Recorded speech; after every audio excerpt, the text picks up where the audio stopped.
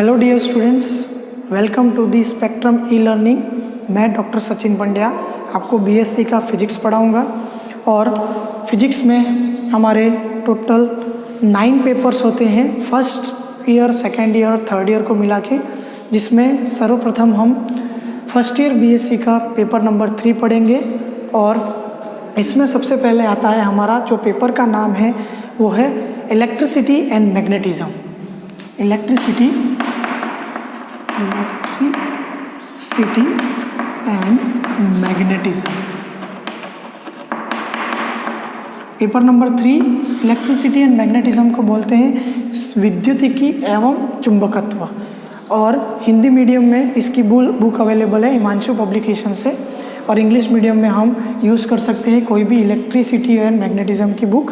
Okay, तो अब हम लेक्चर नंबर 1 में शुरुआत करेंगे। सबसे पहला यूनिट है, जो लेसन नंबर हमारा है यूनिट नंबर 1, वो है स्थिर विद्युतिकी। स्थिर विद्युतिकी। तो स्टूडेंट्स, स्थिर विद्युतिकी का मतलब होता है इलेक्ट्रोस्टैटिक्स। इलेक्ट्रोस्टैटिक्स मतलब कि जब कोई आवेश, अब सबसे पहले स्थिर विद्युतिकी है तो आवेश के बारे में जानना ज़रूरी है स्टूडेंट्स। तो आवेश क्रमशः 2 प्रकार के होते हैं, और आवेश हर एक मटेरियल में उपस्थित होता है, वो चाहे न्यूट्रल मटेरियल क्यों हो, चाहे रबर हो, चाहे प्लास्टिक हो, सब में आवेश उपस्थित होता है, खाली उसमें घर्षण करवाने से वो उत्पन्न होता है। तो आवेश क्रमशः 2 प्रकार के होते हैं। सर्वप्रथम पॉजिटिव और नेगेटिव, मतलब कि धनावेशित और ऋणावेश के, धनावेश और ऋणावेश 2 प्रकार के होते हैं। और इनके मध्य क्या होता है वो हम 12वीं में पढ़ चुके हैं। प्लस माइनस के बीच क्या होता है, आकर्षण होता है, और माइनस और प्लस के बीच क्या होता है, प्रतिकर्षण होता है, मतलब कि अट्रैक्शन एंड रिपल्सन। इसको बोलते हैं अट्रैक्शन और इसको बोलते हैं रिपल्सन। तो स्टूडेंट्स, आकर्षण और प्रतिकर्षण तक तो हमने पढ़ लिया था कि आवेश क्या है। आवेश 2 प्रकार के होते हैं, धनात्मक और ऋणात्मक, और इसके मध्य क्या होता है, आकर्षण और प्रतिकर्षण होता है। ओके, तो अब इसी आवेशों का हमें क्या करना है, वर्णन करना है किसमें, स्थिर विद्युतिकी में। तो स्थिर विद्युतिकी का मतलब होता है आवेश स्थिर अवस्था में है। कैसा है, स्थिर अवस्था में है। तो स्टूडेंट्स, आवेश अगर स्थिर अवस्था में है तो उसका वेग कितना होगा, तो आवेश स्थिर अवस्था में है तब उसका वेग v = 0 होता है। वेग 0 हो गया मतलब कि आवेश स्थिर है। और बिंदु आवेश, हम इसमें क्या ज्ञात करेंगे, बिंदु आवेश के बारे में पढ़ेंगे। बिंदु आवेश के बारे में, बिंदु आवेश मतलब पॉइंट चार्ज। तो स्टूडेंट्स, स्थिर विद्युतिकी में ये चीज़ हो गई। और हम इसमें क्या निकालेंगे, बल निकालेंगे, जिसको हम कूलम्ब्स लॉ कहते हैं, जिसकी मदद से हम इलेक्ट्रोस्टैटिक स्थिर विद्युतिकी बल निकालेंगे। उसके बाद हम उसके अंदर विद्युत क्षेत्र ज्ञात करेंगे, और विद्युत क्षेत्र के अलग अलग अनुप्रयोग कहाँ कहाँ होते हैं वो हम देखेंगे। उसके बाद इस चैप्टर में हम विद्युत विभव की ओर बढ़ेंगे, इलेक्ट्रिक पोटेंशियल की ओर बढ़ेंगे, और इसी तरह से इस यूनिट के अंदर सारी जो इलेक्ट्रिसिटी है उसका जो फर्स्ट पार्ट है इलेक्ट्रोस्टैटिक्स 1, वो हम इसमें कवर करेंगे। तो स्टूडेंट, स्टार्ट करते हैं। हम बेसिक जानकारी ले चुके हैं कि आवेश क्या है और ये क्या होता है। तो अब स्टार्ट करते हैं। इसमें सबसे पहले आता है आवेश का मात्रक। सबसे पहले क्या आता है, आवेश का मात्रक क्या होता है। तो स्टूडेंट्स, आवेश का मात्रक होता है कूलाम। क्या होता है, कूलाम। कूलाम को हम एसआई पद्धति में कूलाम कहते हैं, मतलब कि आवेश का मात्रक जब एसआई पद्धति की बात करें, बराबर, सिस्टम इंटरनेशनल पद्धति जिसका मात्रक होता है कूलाम। और अगर हम ऐसे बात करें तो 1 ESU, CGS की बात करें तो 1 ESU होता है। ESU का मतलब होता है इलेक्ट्रोस्टैटिक यूनिट। इलेक्ट्रोस्टैटिक यूनिट मतलब स्थिर विद्युतिकी इकाई। स्थिर विद्युतिकी इकाई। तो स्टूडेंट्स, ये जो स्थिर विद्युतिकी इकाई है वो 1 ESU है। अब एक और मात्रक भी है जिसको हम बोलते हैं फ्रैंकलिन, क्योंकि फ्रैंकलिन में आवेशों का संरक्षण का नियम जो बनाया था, इसलिए उसका एक और मात्रक हो गया। और आवेश में सबसे छोटी इकाई क्या है, आवेश की सबसे छोटी इकाई क्या होती है? तो आवेश की सबसे छोटी इकाई ई होती है और 1 ई का मान होता है 1.6 इंटू 10 की घात माइनस 19 कूलम। क्या होता है? 1.6 इंटू 10 की घात माइनस 19 कूलम। ये आवेश का 1 ई का मूल्य है, मतलब कि छोटे से छोटा मात्रक आवेश का क्या हो जाता है? इकाई ई होती है। समझ में आया? मतलब इलेक्ट्रॉन की बात करें हम, इलेक्ट्रॉन की, इलेक्ट्रॉन हमेशा क्या होता है? ऋणावेशित होता है। तो इलेक्ट्रॉन के लिए माइनस ई लिखेंगे और प्रोटॉन के लिए हम लिखेंगे प्लस ई, इसीलिए हम उसकी वैल्यू इस तरह से लिखते हैं। समझ में आया? तो स्टूडेंट्स, आवेश के बारे में हमने पढ़ लिया। अब आता है सबसे पहला नियम, जिसको बोलते हैं कूलाम का नियम। कूलाम का नियम, कूलाम का नियम मतलब कूलम्स लॉ, इंग्लिश में उसको कूलम्स लॉ कहते हैं।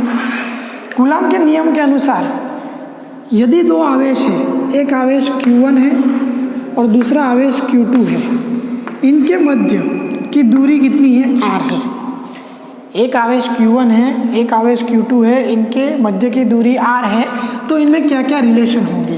तो इस पे लगने वाला जो बल है, जिसको बोलते हैं इलेक्ट्रोस्टैटिक फोर्स, या फिर उसका नाम है इलेक्ट्रोस्टैटिक फोर्स मतलब स्थिर विद्युतीय बल,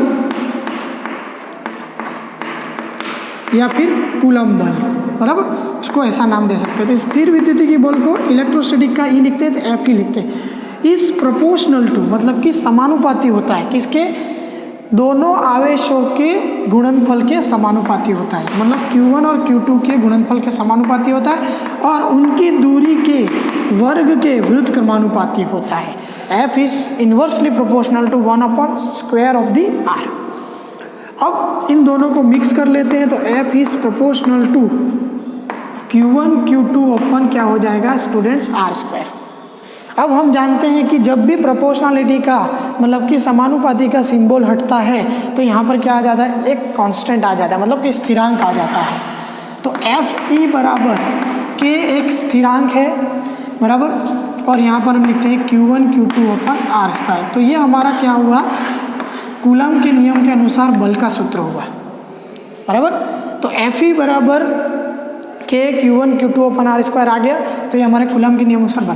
तो यहाँ पर जो k है वो क्या है? एक तो ये समानुपाती स्थिरांक कहलाता है,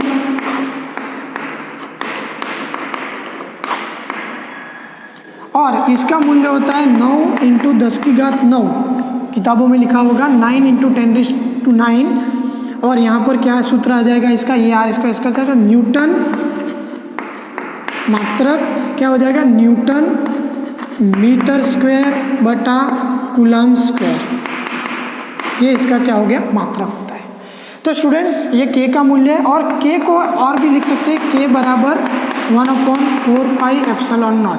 और ये सब चीज़ें हम कहाँ पर ज्ञात कर रहे हैं? तो निर्वात में कर रहे हैं। ये स्थिर विद्युतीय की किस में पढ़ रहे हैं? हम निर्वात में पढ़ रहे हैं। निर्वात का मतलब होता है वैक्यूम। वैक्यूम कहाँ पर उपस्थित है? तो वैक्यूम उपस्थित है हमारा स्पेस पे। अभी हम माध्यम की बात नहीं कर रहे हैं कि यहाँ पर कोई एयर मीडियम है, मतलब कि वायु का, हवा का माध्यम है कि कोई अलग माध्यम है, ऐसा कोई माध्यम की बात नहीं। हम एक कॉमन चीज़ लिख रहे हैं किसमें? निर्वात में, के वैक्यूम के अंदर। तो ये वैक्यूम के अंदर का जितना भी फॉर्मूला निकलता है, तो इसको ई नॉट हम 1/4πε0 ई एप्सिलॉन नॉट, इसको बोलते हैं एप्सिलॉन। एप्सिलॉन नॉट को बोलते हैं हम निर्वात में विद्युतशीलता। क्या बोलते हैं? विद्युतशीलता, जिसको इंग्लिश में बोलते हैं परमिटिविटी ऑफ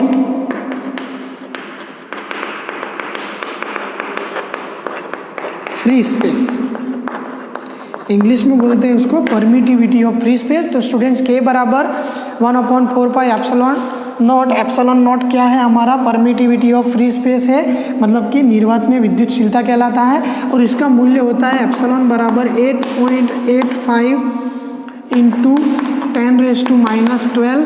और इसका जो मात्रक होता है वो क्या हो जाएगा? कूलम स्क्वायर बटा न्यूटन इंटू मीटर स्क्वायर। तो ये इसका मात्रक हो गया, इसका सूत्र है। इसका मूल्य किताबों में दिया हुआ है, जो आप अगर एग्जाम्पल गिनोगे, मतलब उदाहरण गिनोगे, उसमें भी ये मूल्य लिखा होगा। समझ में आया? तो ये एप्सिलॉन नॉट है, ये तो निर्वात में हुआ। अब हम आगे बढ़ते हैं स्टूडेंट्स। निर्वात में ये हुआ तो माध्यम में क्या होगा? तो माध्यम की विद्युतशीलता क्या होगी? तो स्टूडेंट्स लिखते हैं माध्यम की विद्युतशीलता। माध्यम में विद्युतशीलता को बोलते हैं खाली एप्सिलॉन। क्या बोलते हैं? एप्सिलॉन। एप्सिलॉन नॉट मतलब निर्वात में, एप्सिलॉन का मतलब होता है माध्यम की विद्युतशीलता। तो स्टूडेंट्स अब इसके बाद भी एक फॉर्मूला आता है जिसमें माध्यम की विद्युतशीलता के बाद एक और आता है एप्सिलॉन आर। एप्सिलॉन आर को बोलते हैं आपेक्षिक, मतलब कि रिलेटिव परमिटिविटी, मतलब विद्युतशीलता, जिसको हम जब संधारित्र मतलब कैपेसिटर में पढ़ेंगे तब इसको हम डाइलेक्ट्रिक कांस्टेंट कहेंगे। Dielectric constant. डाइलेक्ट्रिक कांस्टेंट का मतलब होता है पैराविद्युतांक।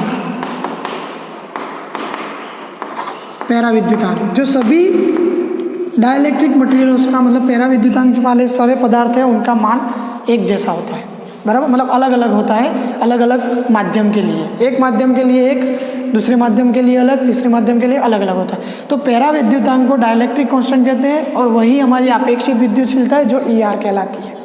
तो स्टूडेंट इसी तरह से माध्यम में बल कितना होगा? जब माध्यम में बल की बात करें तो F मीडियम, Fm बराबर F/K, और ये जो K है वो किसका है? पैराविद्युतांक का K है। मतलब कि जब भी हम किसी चार्ज को किसी माध्यम में रखेंगे तब उसका बल जो होता है, ये बल का सूत्र जो हमने लिखा है ये रहा, Fe बराबर K Q1 Q2 R²/K हो जाएगा, बराबर। और इस जो सूत्र है उसको हम ये मूल्य ज्ञात करने के बाद हम इस तरह से भी लिख सकते हैं, Fe बराबर 1/4πε0 Q1 Q2/R²। तो स्टूडेंट्स ये भी हम लिख सकते हैं, समझ में आया? तो ये दोनों ही सूत्र किताबों में अवेलेबल है और कभी कभी ये सूत्र भी लिखते हैं और कभी कुछ किताबों में ये भी लिखा हुआ है। तो दोनों ही सही है, खाली K का मूल्य यहाँ पर स्थापित किया हुआ है 1/4πε0। तो इसी तरह से हमने ये कूलाम के नियम के बारे में पढ़ा। तो ये सब क्या हुआ? तो ये माध्यम में हो गया, वो निर्वात में हो गया, तो यहाँ तक। तो इसके आगे हम तो स्टूडेंट्स हम आगे बढ़ते हैं। इसके बाद कूलाम के नियम का सदिश निरूपण। अब हम क्या करेंगे? कूलाम के नियम का सदिश निरूपण। इसका मतलब होता है vector representation of Coulomb's law. मतलब वेक्टर में, क्योंकि बल एक सदिश राशि है इसलिए वो दिशा भी बताती है और परिमाण भी, तो इसीलिए हम कूलम के नियम का सदिश निरूपण भी करेंगे। तो यदि हम एग्जाम्पल के तौर पे लिख दें, ये एक प्लस धनावेश है जिसको हम Q1 मानते हैं, ये ऋणावेश है जिसको हम Q2 मानते हैं। इन दोनों के बीच में लगने वाला बल हमेशा धनावेश की तरफ से जाके ऋणावेश में जाता है, तो इस पर लगने वाला बल F12 और इससे वापस आने वाला बल होता है उसको बोलते हैं F21। मतलब F12 मतलब 1 की वजह से 2 पर लगने वाला बल और ये 2 की वजह से 1 पर लगने वाला बल। उसी तरह से इन दोनों के मध्य की दूरी के अंदर भी ऐसा होगा। तो दूरी में क्या होगा? F12 होगा तो दूरी हो जाएगी R21, इसका विपरीत हो जाता है। और उसी तरह से F21 होगी तो वहाँ पर दूरी क्या हो जाएगी? R12। अभी हमने ये प्लस प्लस, यदि हम चार्ज यहाँ पर लिख दें प्लस और प्लस या माइनस और माइनस, तो इनके मध्य में जो बल लगेगा वो इस तरफ से बाहर की तरफ जाएगा। तो यहाँ पर F12 और यहाँ पर F21 बल लगेगा जिसका सदिश निरूपण करना ज़रूरी है। तो इस तरह से सदिशों के रूप में लगने वाला बल है। एक और चीज़ कूलम ने बताई कि इन दोनों के बीच की दूरी R है और ये जो पहले जैसा था वैसा ही हमें पता चलेगा कि भाई इसके अंदर जो R है वो R21 हो जाएगा, इसमें R12 हो जाएगा। तो ये जो बल होते हैं वो कैसे होते हैं? सेंट्रल फोर्सेस होते हैं। इन बलों को क्या कहते हैं हम? Central forces. मतलब कि कूलाम का जो बल है, जो बल का सूत्र है वो सेंट्रल फोर्स कहलाता है। मतलब कि केंद्रीय बल। केंद्रीय बल क्या होता है? ये हमेशा क्या होते हैं, अलोंग द डायरेक्शन होते हैं, अलोंग द डायरेक्शन होते हैं, मतलब कि एक दूसरे का जो है जो दूरी होती है वो इस तरह से मिलती है। जैसे कि मैं बताता हूँ, ये प्लस चार्ज है, ये भी प्लस चार्ज है, सॉरी ये माइनस चार्ज ले लेते हैं हम, तो इन दोनों के बीच का जो डिस्टेंस है इस तरह से होगा, बराबर, अलोंग द डायरेक्शन, मतलब कि दिशा की तरफ, उन दोनों एक दूसरे की दिशा की तरफ होते हैं, इस तरफ, बराबर। यदि मैं यहाँ पर एक प्लस लिख दूँ और यहाँ पर एक माइनस लिख दूँ तो ये दोनों इस तरह से अगर गया ये बल और इसको कांटेक्ट में नहीं आ रहा है, सर मैं कांटेक्ट में नहीं आ रहा है मतलब कि इसके संपर्क में नहीं है, इसको एक लाइन से ज्वाइन नहीं कर रहा है, तो ये कूलम के नियम का पालन नहीं करेगा। एक लाइन से ज्वाइन नहीं हो रहा, ये ऊपर नीचे जा रहा है, बराबर, ये भी ऊपर नीचे जा रहा होगा, पर इसके नियम का पालन नहीं करेगा जब तक ये दोनों एक दूसरे से ज्वाइन नहीं होंगे। तो लाइन ज्वाइनिंग इज इम्पोर्टेंट। ये सूत्र कब लगेगा, जब लाइन ज्वाइनिंग होगी, अलोंग द लाइन ज्वाइनिंग होगी, मतलब कि line joining along the line joining होगी, तभी ये सूत्र काम लगेगा। समझ में आया था कूलम का नियम, सर। तो इसको कूलम का जो सूत्र है बल का, वो एक सेंट्रल फोर्स कहलाता है, मतलब electrostatic force is a central force, ऐसा हम नाम दे सकते हैं। तब इसके सदिश निरूपण में आते हैं, तो सदिश निरूपण में आने के बाद हमें पता चल जाता है कि F12 बराबर हमारा सूत्र हो जाएगा 1/4 pi epsilon not Q1 Q2 open R21 का स्क्वायर, और यहाँ पर सदिश की दिशा बताने के लिए एकांक सदिश लिखते हैं R21 R कैप 21। यहाँ पर जो है, यहाँ पर R कैप जो है वो क्या दर्शाता है, तो R एक एकांक सदिश है। क्या है, एकांक सदिश, जिसको हम बोलते हैं यूनिट वेक्टर। क्या बोलते हैं, यूनिट वेक्टर। इंग्लिश में हम इसको यूनिट वेक्टर बोलते हैं, एकांक सदिश, जिसको R सदिश बटा मैग्नीट्यूड ऑफ R सदिश लिखते हैं, बराबर। और R का मान हमारे एक्स वाई जेड डायरेक्शन में यहाँ पर xi plus yj plus zk होता है, जिसको सदिश R बोलते हैं, और इसका मान होता है √x² plus y² plus z²। तो ये हमारा मैग्नीट्यूड हो गया, मतलब कि परिमाण, और ये सदिश हो गया। तो सदिश बटा सदिश का परिमाण जो होता है वो क्या कहलाता है, R कैप कहलाता है। तो हम इसका दूसरा फॉर्म भी लिख सकते हैं। अभी इसको इक्वेशन नंबर 1 मान लेते हैं हम, और इसका दूसरा निरूपण कैसे कर सकते हैं हम,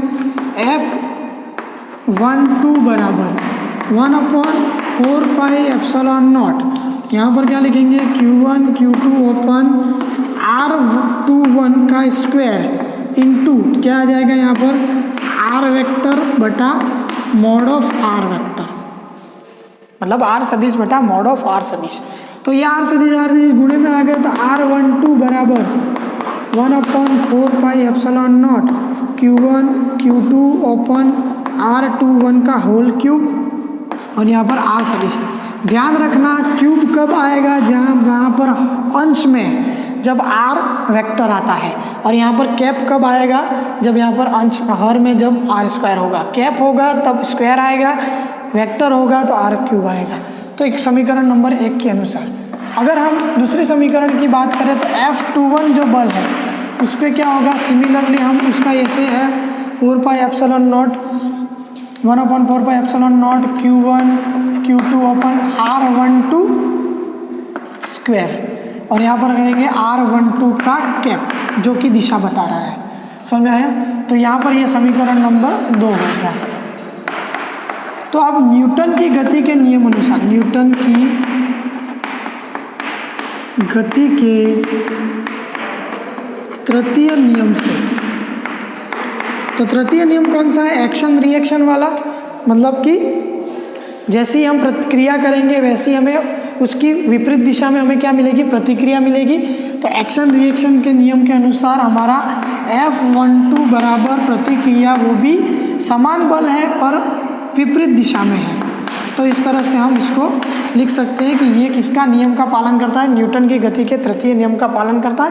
और यदि इसका मैग्नीट्यूड ले लें तो दोनों बल समान है पर अपोजिट दिशा में है, पर मैग्नीट्यूड ले लेंगे तो दोनों क्या हो जाएंगे, प्लस हो जाएंगे, और इस तरह से हम उसको ज्ञात कर सकते हैं। तो स्टूडेंट्स F12 का magnitude is equal to F2 होता है। न्यूटन की गति के तीसरे नियम के अनुसार यहाँ माइनस आता है और मॉड लगाते हैं तो सारे अंदर की जो क्वांटिटी होती है वो सारी क्या हो जाती है, पॉजिटिव हो जाती है, धनात्मक हो जाती है। तो स्टूडेंट्स कूलम के नियम के अनुसार आपको ये पता चला कि कूलम के नियम का माध्यम में क्या स्थिति होती है, निर्वात में क्या स्थिति होती है और सदिश निरूपण क्या होता है। आगे के टॉपिक के अनुसार हम लिखेंगे अध्यारोपण का सिद्धांत। अध्यारोपण का सिद्धांत जिसको इंग्लिश में बोलते हैं सुपरपोजिशन प्रिंसिपल। Superposition principle. तो सुपरपोजिशन प्रिंसिपल के अनुसार सबसे पहले ध्यान से हम एक बार देख लेते हैं कि सुपरपोजिशन प्रिंसिपल क्या है।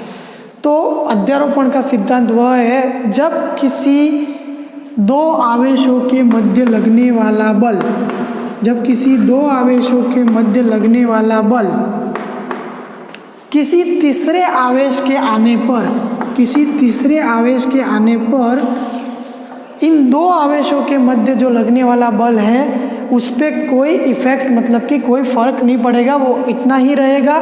ना उसका 10 न्यूटन बल है तो वो 10 न्यूटन ही रहेगा, यदि यहाँ पर दूसरा कोई चार्ज आ जाए तो भी उस पर कोई फर्क नहीं पड़ेगा। और दूसरे इसके अनुसार होता है कि इन सभी आवेशों के मध्य लगने वाला जो बल है उनका जो बीजगणितीय योग होता है बराबर, उसको किसके बराबर लिखते हैं तो F नेट के बराबर लिखते हैं। तो उसका बीजगणितीय योग होता है, उसको बोलते हैं F नेट, मतलब कि कुल बल। समझ में आए स्टूडेंट्स? मतलब कि किन्हीं दो आवेशों के मध्य लगने वाले बल पर कोई असर नहीं होगा अगर उसके बीच में अगर कोई और आवेश आ जाए। समझ में आया? क्योंकि उस आवेश के साथ इस दूसरे आवेश का जो संबंध है वो उसके बल का संबंध अलग होगा, इसलिए इंडिविजुअल संबंध होने की वजह से ये सुपरपोजिशन प्रिंसिपल काम लगता है। तो यहाँ पर लिखते हैं कि बीजगणितीय योग इन सभी आवेशों का क्या होगा। तो स्टूडेंट्स याद रखना, पहला पॉइंट हमारा क्या था कि किसी तीसरे दो आवेशों के मध्य लगने वाले बल को कोई फर्क नहीं पड़ता यदि उसके बीच में कोई अगर तीसरा चार्ज आ जाए। समझ में आया? उसी तरह से उन सभी आवेशों के मध्य लगने वाला बल का योग जो होता है वो एक F नेट मतलब कुल बल के बराबर होता है। तो इसी तरह से हम इसका चित्र बनाएंगे, हम जिसकी आकृति में X और Y अक्ष रखेंगे और ये हमारा एक ओरिजिन है। अब यहाँ पर सदिश निरूपण के अनुसार यहाँ पर एक Q1 चार्ज है के और दूसरे सारे चार्ज यहाँ पर उपस्थित है Q2, Q3, Q4 और अप टू कहाँ तक है Qn तक उपस्थित है। अब इनके मध्य की दूरी ज्ञात कर लेते हैं कि Q1 के मध्य की जो दूरी होती है, Q1 से O की दूरी है R1, Q2 से इसकी दूरी है R2, उसी तरह से Q3 की O से दूरी है R3, Q4 की R4 और Qn की Rn है। तो स्टूडेंट ध्यान से देखना, R1, R2, R3, R4 सभी दूरियां होगी। अब ये Q1 अलग से लिखा है, इसका मतलब ये Q1 को Q2 की तरफ से लगने वाला बल होता है F1 मतलब नंबर 1 बल। उसके बाद इस Q3 की वजह से इस पे ऊपर लगने Q1 पे लगने वाला बल क्या होगा F2। उसी तरह से यहाँ से Q3 पे लगने वाला बल होता है उसको बोलते हैं F3। और इसी तरह से यहाँ पर Q4 पे लगने वाला जो बल है Q1 को वो है F3। उसी तरह से Qn का जो बल लगेगा वो भी तो होगा, तो वो भी हमारा क्या होगा Fn। तो ये सब बल इंडिविजुअली लगते हैं किसके ऊपर Q1 चार्ज के ऊपर। तो इन सभी बलों का बीजगणितीय योग मतलब कि F नेट क्या होगा, तो F नेट होगा एक तो 1/4 पाई एप्सिलॉन नॉट, इसमें कॉमन ले लेते हैं क्योंकि सभी में आएगा। और अंदर क्या आएगा, तो अंदर आएगा Q1 Q2 अपन R21 का स्क्वायर और यहाँ पर क्या आएगा R21 कैप प्लस सेकंड के लिए हम लिखेंगे Q1 तो Q1 ही रहेगा Q1 Q3 अपन R31 का square R31 cap plus Q1 Q4 का बटा R41 का स्क्वायर R41 कैप। ये हो गया। अब n बल है तो n तक जाएंगे, तो n बराबर क्या होगा, Q1 Qn upon R N1 square R N1 cap. तो ये हमारा क्या हुआ, इस बल का अध्यारोपण का सिद्धांत हुआ। अब इसको सिंपल फॉर्म में लिखते हैं हम, F नेट बराबर 1/4 पाई एप्सिलॉन नॉट सिग्मा। यहाँ पर Q1 को आगे कॉमन ले लें क्योंकि Q1 सभी में है, Q1 को आगे कॉमन लें तो sigma I is equal to 1 to n लिख देते हैं। तो यहाँ पर QI बटा R I1, QI बराबर I1 स्क्वायर और R I1 का कैप। तो ये इसका एक सूत्र हुआ किसका, अध्यारोपण। और इसको सिंपल फॉर्म में लिखे तो F नेट बराबर यहाँ पर हम लिख सकते हैं 1/4 pi epsilon naught sigma I is equal to 1 but J is not equal to 1, J is not equal to 1, sorry J is not equal to 2, यूँ लिख दे। तो I is equal to 1 but J is not equal to 2, तो यहाँ पर आ जाएगा हमारा QI QJ बटा R IJ square R IJ का कैप। तो ये एक अध्यारोपण के सिद्धांत के अनुसार कुल बल जो नेट बल है हमारा वो क्या आ जाएगा, 1/4 pi epsilon naught I is equal to 1 और J is not equal to 2। ये ऐसे लिख सकते हैं क्योंकि J is not equal to 2, J खाली 1 के बराबर हो सकता है। तो यहाँ पर QI QJ open R square IJ R cap IJ हो सकता है। तो ये सभी बलों का सदिश निरूपण है और उसका योग है जिसको बोलते हैं हम अध्यारोपण का सिद्धांत। एक बार फिर से रिपीट कर लेते हैं हम स्टूडेंट्स। अध्यारोपण का सिद्धांत वो है यदि किसी दो आवेशों के मध्य लगने वाला बल जो है बराबर, यदि किसी तीसरे आवेश के आ जाने से उन दोनों के मध्य लगने वाले बल पर कोई असर नहीं करेगा, does not effect the other charges के, दूसरे चार्ज का कोई इफेक्ट नहीं पड़ेगा, उसके साथ उसका रिलेशन किसी और बल के साथ होगा और उन सभी बलों का जो योग होता है, उन सभी बलों का योग होता है, जो नेट बल होता है वो किसके बराबर होता है, कुल बल के बराबर होता है। समझ में आया स्टूडेंट्स। तो ये अध्यारोपण का सिद्धांत हमारा, और ये अध्यारोपण का सिद्धांत कहाँ कहाँ यूज़ होगा, तो एक बल के लिए यूज़ होगा, एक विद्युत क्षेत्र के लिए यूज़ होगा, एक विद्युत विभव के लिए, मतलब इलेक्ट्रिक फील्ड और इलेक्ट्रिक पोटेंशियल दोनों के लिए हम अध्यारोपण का सिद्धांत लिखेंगे। और भी आगे आएगा इलेक्ट्रिक पोटेंशियल एनर्जी, मतलब कि विद्युत स्थितिज ऊर्जा, उसमें भी ये यूज़ करेंगे। मतलब कि ये डेरिवेशन जो है वो कितनी बार आनी है, 4 से 5 बार आगे टॉपिक्स में आएगी। तो स्टूडेंट्स आपको समझ में आ गया? I hope you understand.